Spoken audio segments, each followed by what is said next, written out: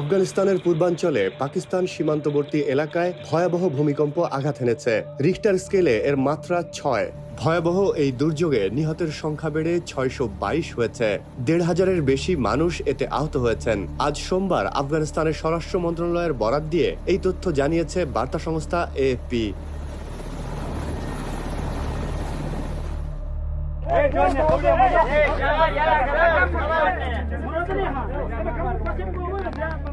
রোববার স্থানীয় সময় রাত ১১টা ৪৭ শক্তিশালী এই ভূমিকম্প জালালাবাদ এলাকায় আঘাত হানে। এরপর অল্প সময়ের ব্যবধানে ৫.২ ও ৪.৭ মাত্রার আরও দুইটি ভূকম্পন অনুভূত হয়।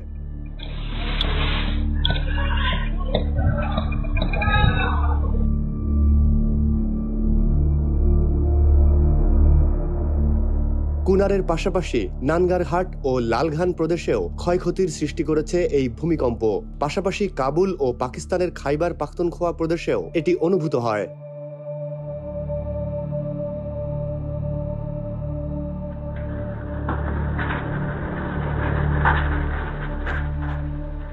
কুনার প্রদেশের প্রাকৃতিক দুর্যোগ প্রস্তুতি কর্তৃপক্ষ জানিয়েছে, গতকাল রাতের ভূমিকম্পে নুরগাল, সকে, ওয়াতাপুর, মানগি ও চাপাদারা জেলায় ভূমিকম্পটি আঘাত হানে।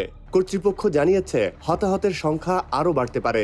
এখনও দুর্গম এলাকায় অনেক বাসিন্দার সঙ্গে যোগাযোগ স্থাপন সম্ভব হয়নি। কর্মকর্তারা জানান, উল্লেখিত জেলাগুলোতে উদ্ধার কার্যক্রম চলমান রয়েছে।